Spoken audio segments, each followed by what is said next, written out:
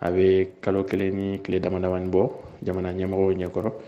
Bon o ye cakɛda fila de ka kunkanko ye. Donc an ye baarabila in boloda tile 24.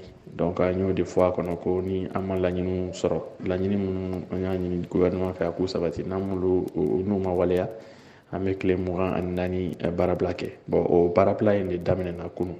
A ka nin baarabila min filɛ nin ye ale farala kɔrɔlen dɔ de kan, o kɔrɔ de ka fɔ a ka sigi ka fɔ min n'a tɛmɛna an ni jamana ɲɛmɔgɔw ni ɲɔgɔn cɛ, fɛn de ma bɔ o la wa?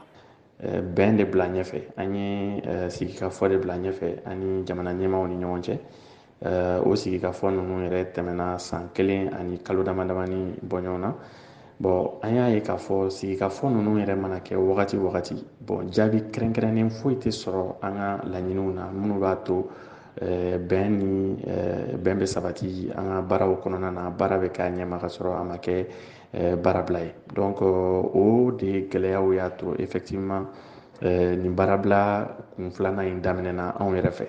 Sabula a kun fɔlɔ kun bɛnna février kalo tile 20 laban ninnu ma ka taa se mars kalo daminɛ na.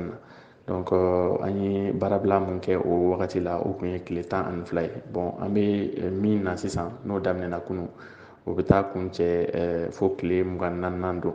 Ni baarabila min kelen filɛ nin ye o farala kɔrɔlen dɔ de kan, yala donna nataw la an bɛ se ka sigi ni mun ye? An b'a ɲini an ka jamana ɲɛmɔgɔw fɛ sigikafɔ minnu bɛ kɛ an n'u ni ɲɔgɔn cɛ n'o ma datugu, o sigikafɔw ka waleya ni en tout cas bɛnkanw ye, bɛnkan minnu b'a to hakilisigi bɛ na, baarakɛlaw bɛ se k'a dɔn k'a fɔ tiɲɛ yɛrɛ la u ka degun dɔnnen don, nka o dɔrɔn tɛ, nka a bɛna en tout cas ta en charge walasa en tout cas bɛɛ bɛ se ka lafiya cogoya min na.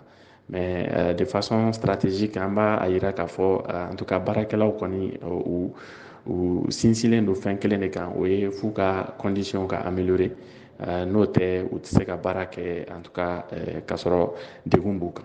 Mohamed Daɲoko, VOA Banbara tɔgɔ la, ka bɔ Bamakɔ.